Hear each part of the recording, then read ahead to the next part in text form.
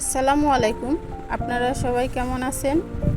দেশ বিদেশ যে যেখান থেকে আমার ভিডিওটি দেখছেন, আশা করি ভালো আছেন।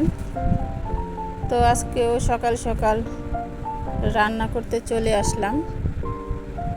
চলে যাব হাসপাতালে। তো একটু কলমি শাক রান্না করতেছি। শাকটাকে সিদ্ধ করে নিলাম। এরপর শাকটাকে তেলানি দিয়ে নিই।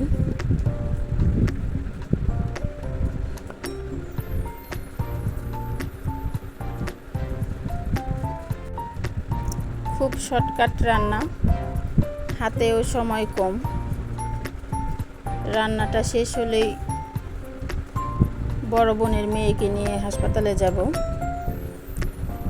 এদিকে একটু চিংড়ি মাছ ভুনা করে নিব।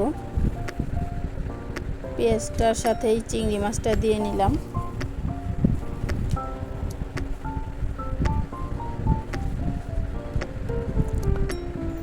তেলের সাথে দেওয়ার পর যতক্ষণ না মাছের কালারটা লাল না হয় ততক্ষণ চিংড়ি মাছ দেখতে ভালো লাগে না।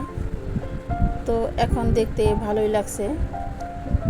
এখন এর মধ্যে মশলাগুলো দিয়ে নেব।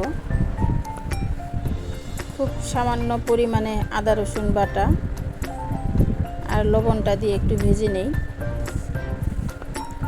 তারপর একে একে সবগুলো মশলাই দিয়ে দেব।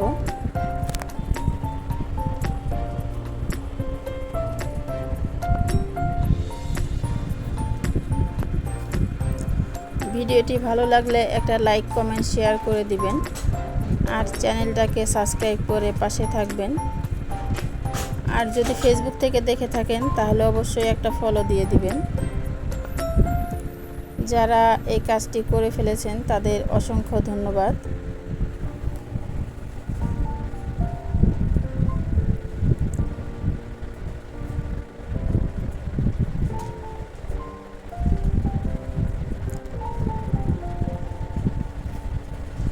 মশলাটা একটু ভালোভাবে কষিয়ে নিয়ে এরপর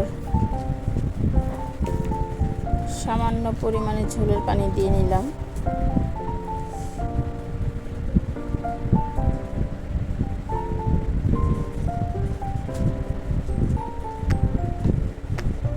তো এদিকে ভুনাটা হয়ে গিয়েছে আর আমি পুঁই শাক দিয়ে ডাল চচ্চড়ি করব।